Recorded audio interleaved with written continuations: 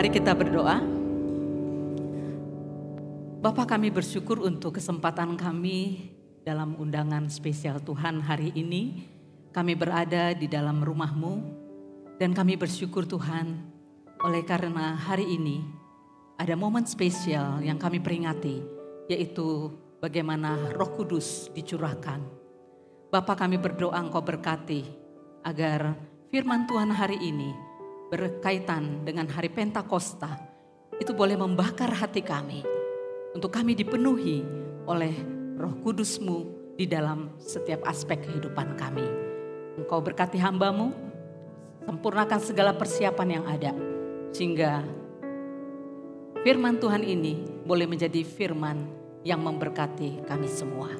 Terpujilah Engkau Tuhan, di dalam nama Tuhan Yesus kami berdoa. Amin. Ya, shalom Bapak Ibu Saudara. Bersyukur hari ini tema khotbah kita adalah tentang hidup penuh Roh Kudus. Saudara, seorang opa pernah datang kepada saya. Dan dia bercerita kepada saya dengan penuh semangatnya. Dia katakan, Lause tahu, saya boleh ada sampai hari ini karena ada satu. Apa tuh satu? Karena ada Roh Kudus dalam diri saya.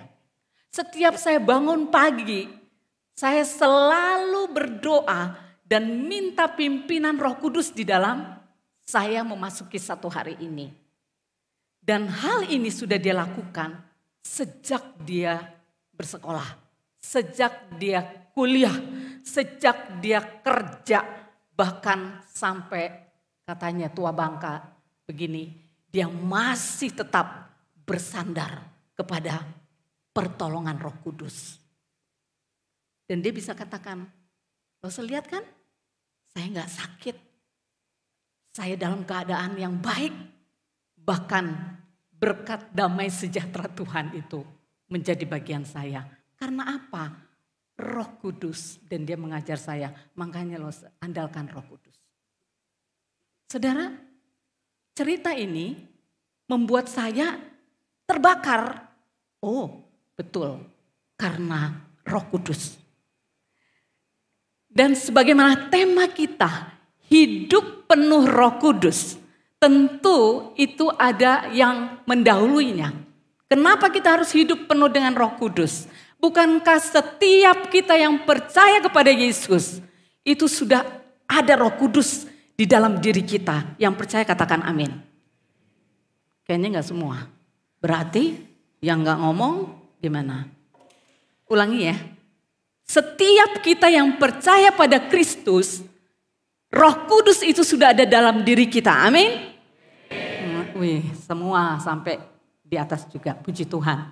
Kita semua meyakini bahwa Roh Kudus itu ada di dalam diri kita. Kenapa temanya harus hidup penuh dengan Roh Kudus?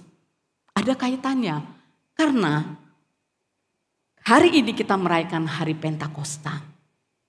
Dan ini tema bukan kami yang buat, tim hamba Tuhan, tapi berdasarkan firman Tuhan di dalam Efesus 5 ayat yang ke-18. Saya akan membaca ya, Bapak Ibu Saudara bisa simak di dalam Alkitab masing-masing. Efesus 5 ayat 18 mengatakan bahwa janganlah mabuk oleh anggur. Karena anggur itu menimbulkan hawa nafsu. Tetapi hendaklah kamu penuh dengan roh. Saudara, kalau tadi kita perhatikan lagu-lagu dari awal itu bertemakan tentang Roh Kudus. Karena apa? Hari ini kita memperingati hari Pentakosta. Saudara, apa itu Pentakosta? Mungkin kita berpikir, Pentakosta itu dari bahasa apa ya? Lalu artinya apa ya? Mungkin kita berpikir juga, oh yang saya tahu Pentakosta itu ada kaitannya dengan Roh Kudus. Itu betul. Tapi saudara, tolong slide selanjutnya. Ya, Pentakosta. Pentakosta ini artinya adalah hari ke-50. Kenapa dibilang hari ke-50? Karena peristiwa ini terjadi di hari ke-50 setelah kebangkitan Kristus. Jadi ketika Yesus bangkit, maka selama 40 hari Yesus terus mengerjakan apa yang harus dia kerjakan di dunia. Dia menuntaskan itu dengan baik selama 40 hari, kemudian dia naik ke surga. Nah, setelah naik ke surga itu masih ada 10 hari, yaitu pencurahan Roh Kudus. Dan inilah yang kita peringati hari ini sebagai hari Pentakosta. Saudara, seharusnya ketika kita tahu bahwa Roh Kudus itu pernah dicurahkan, tentu para murid, bahkan orang-orang percaya pada waktu itu, mereka itu dipenuhi oleh Roh Kudus.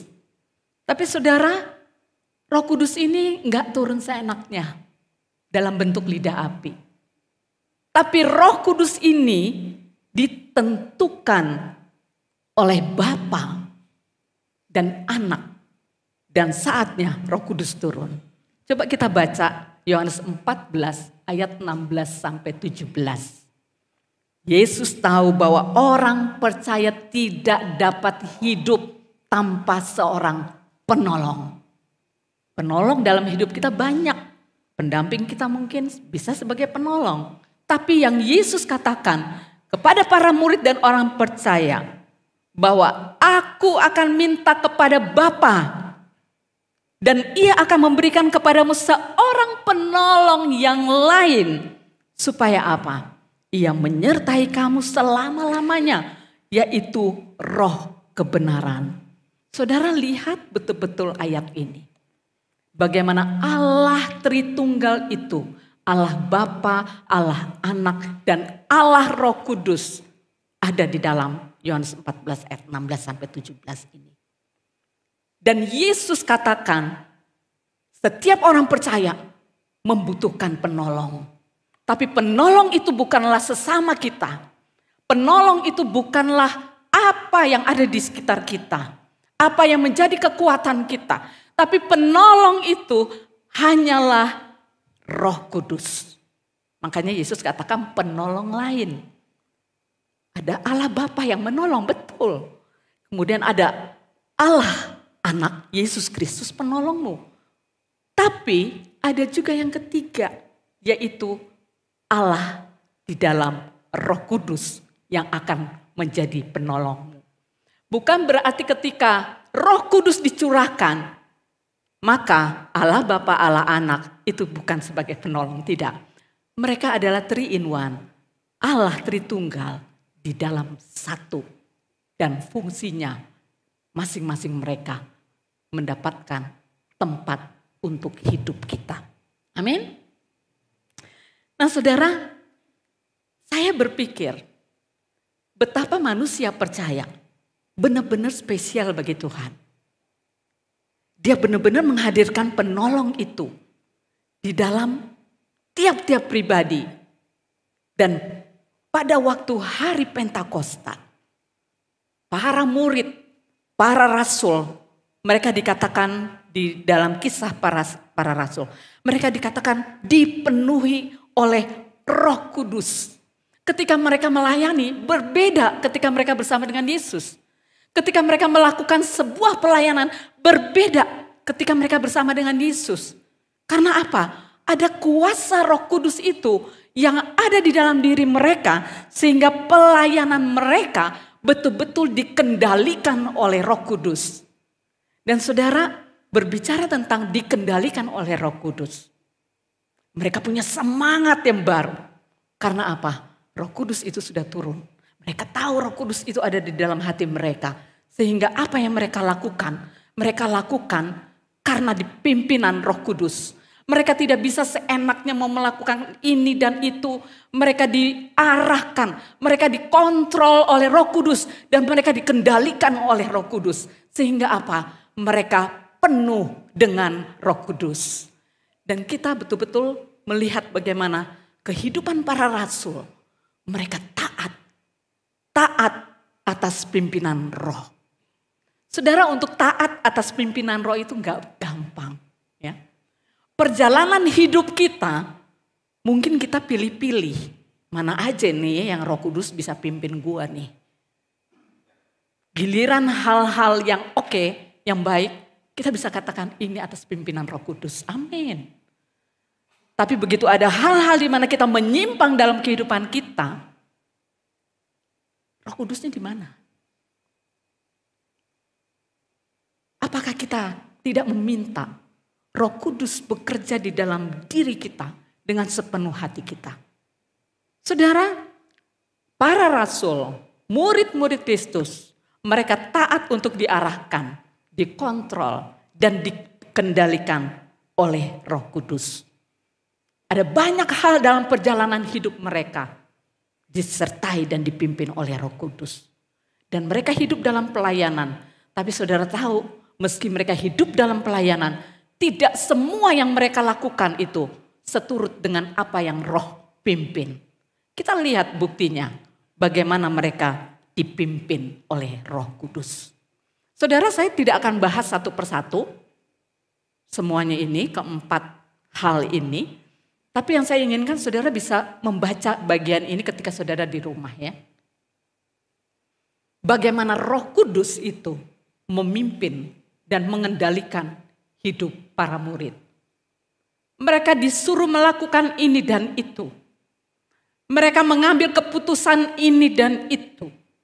Dan mereka juga bisa dicegah ketika mereka mau masuk dalam pelayanan ke Asia Kecil.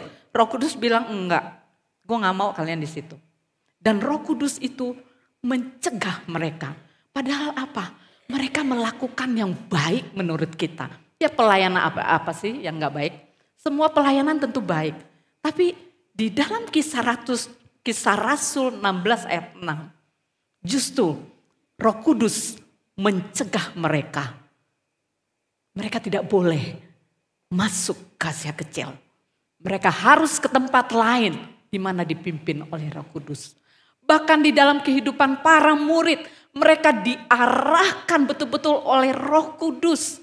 Jadi saudara, ketika Roh Kudus itu ada dalam diri kita, tapi kalau kita tidak taat kepada Roh Kudus, itu tidak mungkin kita bisa dipenuhi oleh Roh Kudus.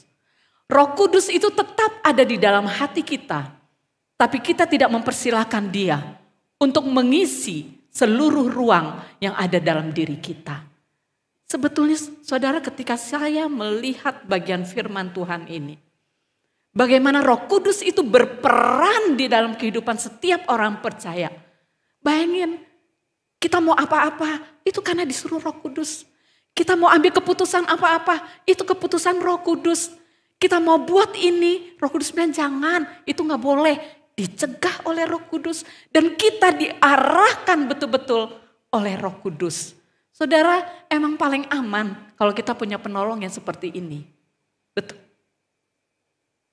Dan Roh Kudus ini, itu ada, mendiami di dalam diri saudara dan saya. Pertanyaannya, apakah Roh Kudus itu berperan di dalam seluruh ruang kehidupan saudara dan saya? Itu yang penting. Kalau saudara nggak peka dengan adanya Roh Kudus dalam diri, jangan pernah bisa melangkah secara benar. Jangan pernah bisa mengambil keputusan secara benar kalau saudara tidak melibatkan Roh Kudus itu. Jadi saudara, Roh Kudus itu bukan hanya ditaruh di dalam diri kita, tapi betul-betul kita punya komunikasi yang indah bersama dengan Roh Kudus. Seperti Opa tadi, dia bilang semua dipimpin oleh Roh Kudus. Dan ini adalah cara Tuhan menghadirkan Roh Kudus untuk setiap orang percaya. Dan saudara, tidak ada seorang pun yang dapat mengaku kalau Yesus itu adalah Tuhan selain dari Roh Kudus. Kisah perjalanan kita semua itu berbeda-beda. Cara yang unik dari Tuhan untuk kita Bagaimana cara Tuhan begitu unik dalam kehidupan kita. Dan ketika kita percaya Roh Kudus itu ada dalam diri kita. Tapi saudara, ketika pimpinannya yang selalu benar itu menjadi bagian kita. Thank you.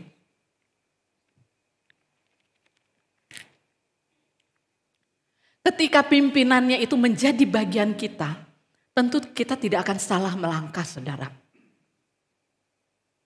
Tentu kita tidak akan salah dalam mengambil keputusan. Tentu kita diarahkan kepada satu jalan yang benar. Tapi kuncinya kalau kita taat.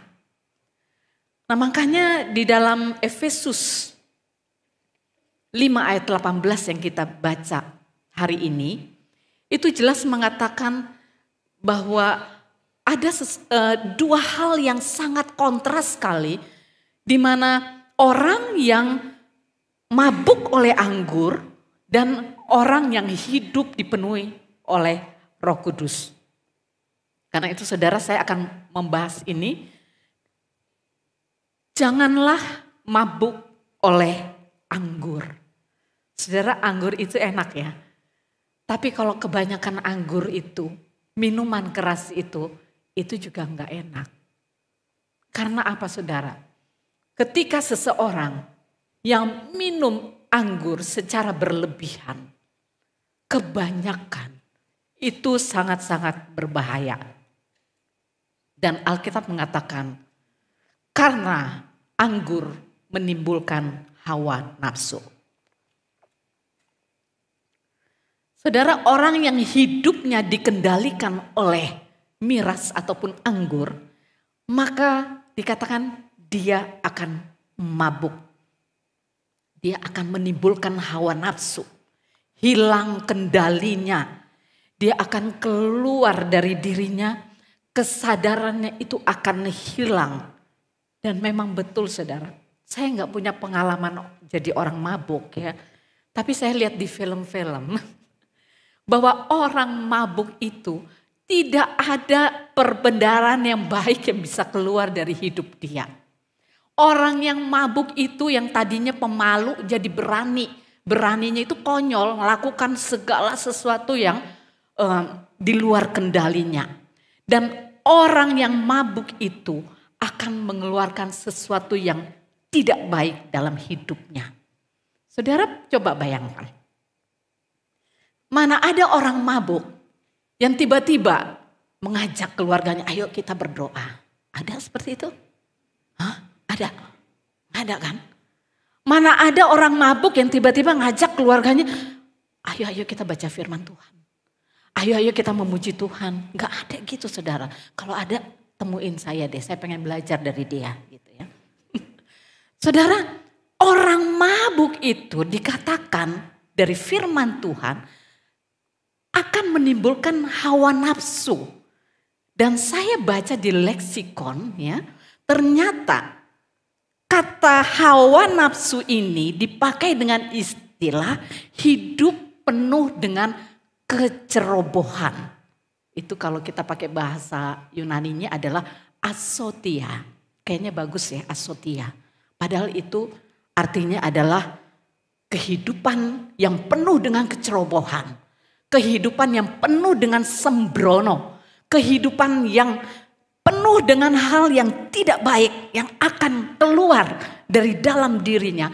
Oleh karena apa? Dia dalam posisi mabuk. Dan dikendalikan oleh minuman keras itu. Dan saudara, setiap sebuah kecerobohan pasti akan terjadi dalam hidup kita, betul?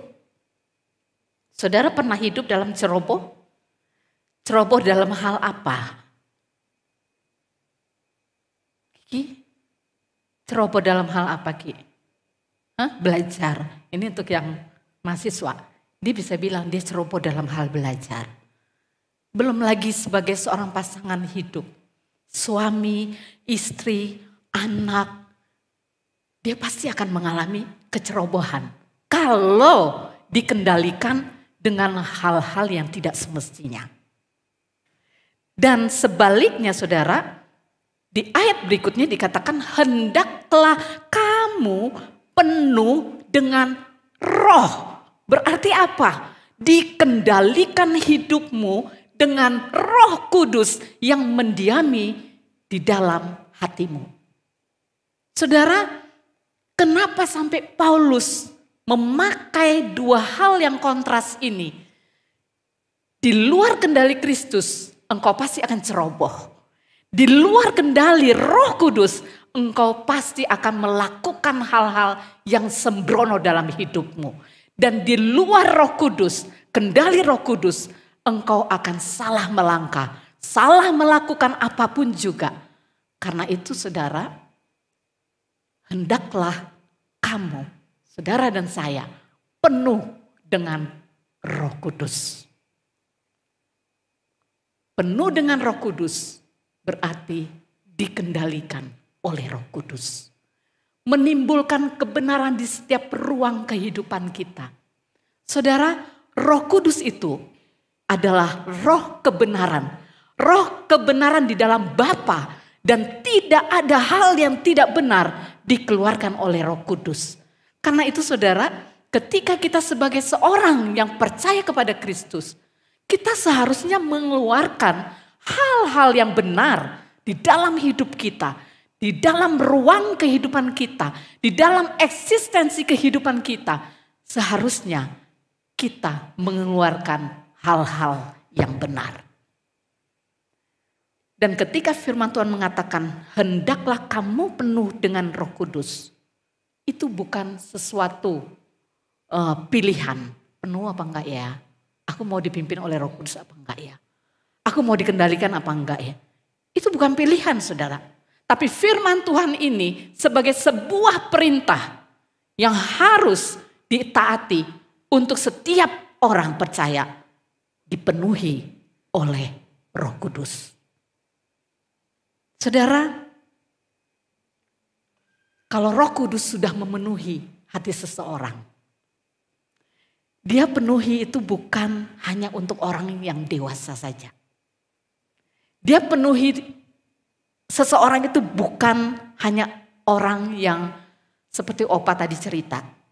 Dari dia sekolah, dari dia kuliah sampai dia kerja dan lain sebagainya sampai tua ini. Bukan. Tapi dari usia yang kecil pun seseorang bisa dipenuhi oleh Roh Kudus. Saudara, saya mau mengambil contoh. Seorang anak yang berusia 5 tahun, dia hidup bersama dengan omanya dan dia betul-betul diajarkan sesuatu yang benar. Karena omanya ini betul-betul hidup takut akan Tuhan. Ya. Dan hal-hal pengajaran yang benar itu setiap hari diajarkan kepada anak yang 5 tahun ini. Dan saudara, ketika anak ini bertumbuh dan bertumbuh, ada hal-hal yang terjadi dalam hidupnya. Dan ternyata pengajaran yang dia dapatkan dari omanya, itu betul-betul dia bisa praktekkan dalam hidupnya. Contoh, omanya berbaring sakit. Dia bisa menangis, dia bisa katakan Tuhan tolong, Tuhan tolong. Dan saudara, dia bukan hanya berucap seperti itu.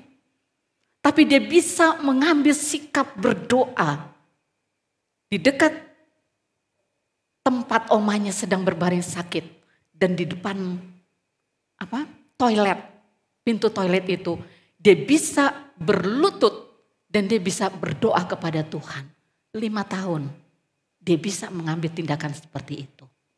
Ketika oma ini cerita kepada saya mengatakan karena dia sudah dipimpin oleh Roh.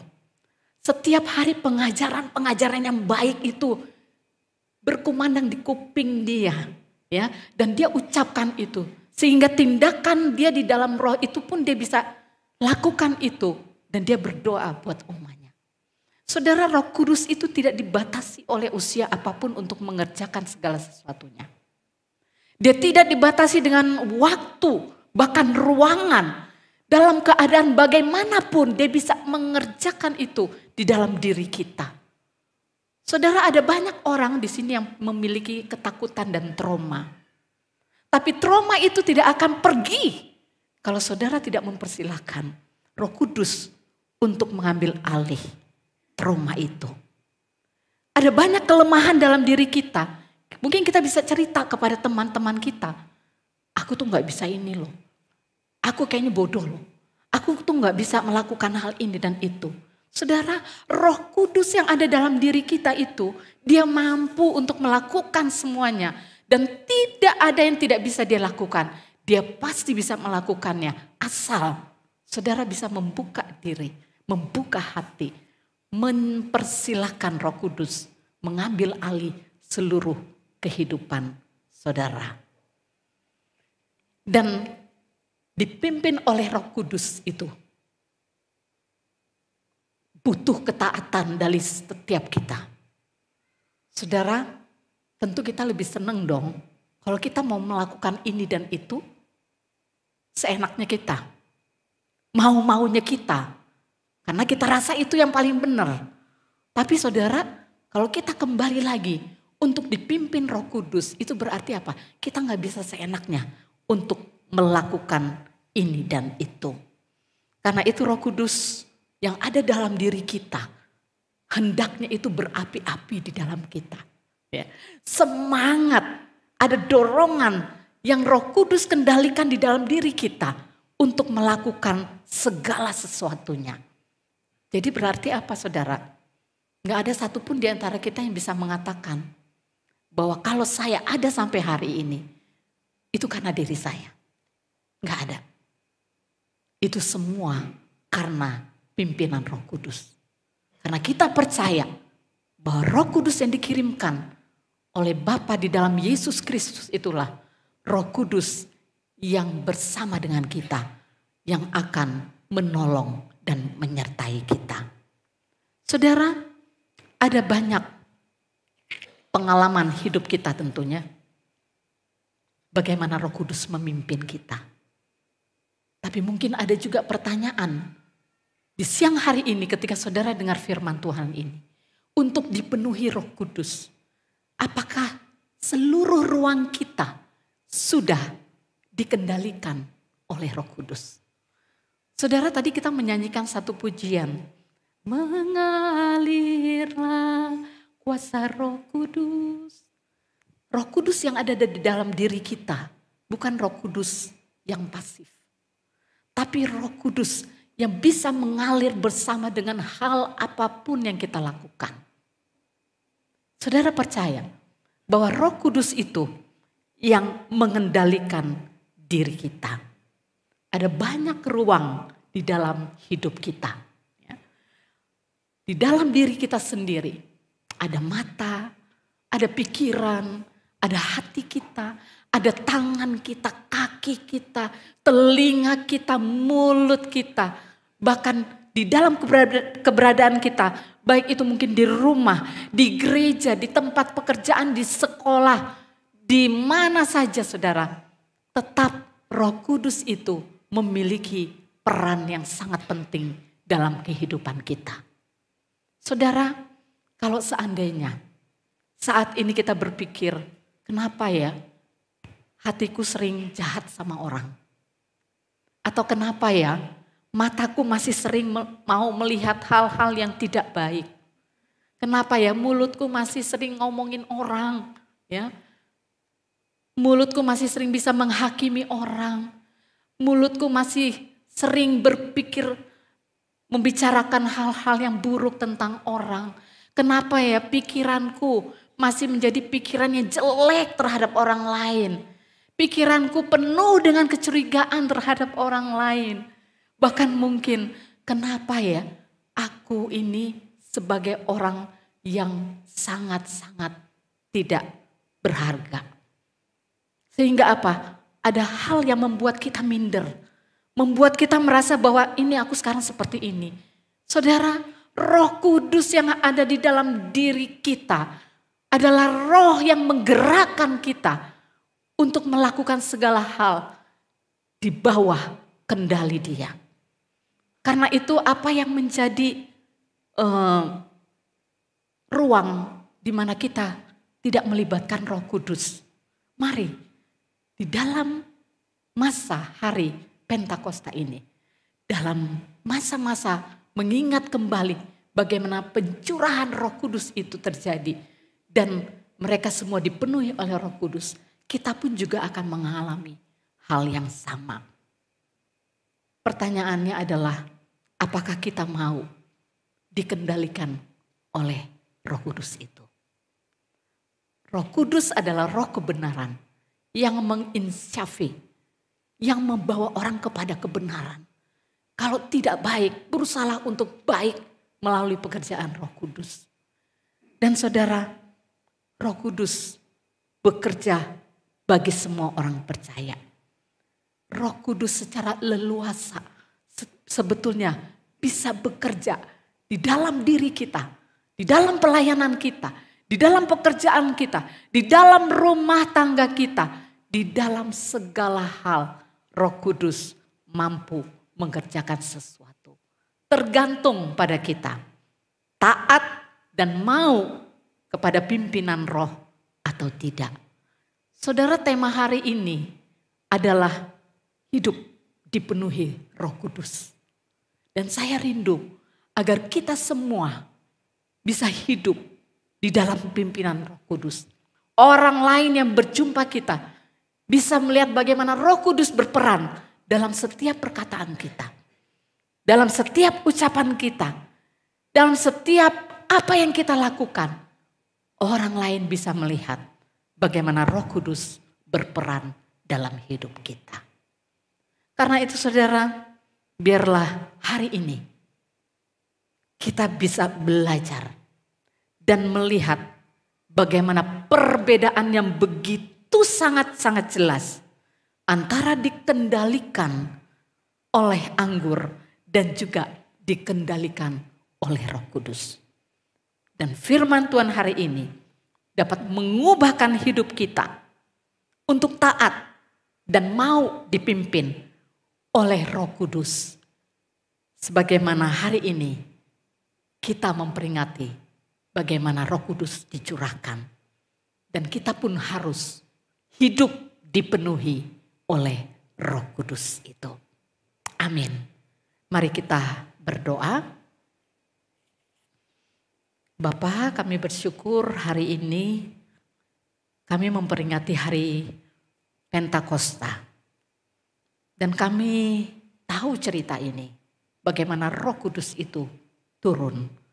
Dan orang percaya dipenuhi oleh Roh Kudus itu.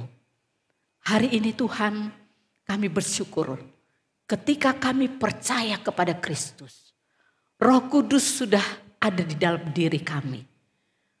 Namun Tuhan, kami terkadang tidak hidup seperti orang yang dipenuhi oleh Roh Kudus.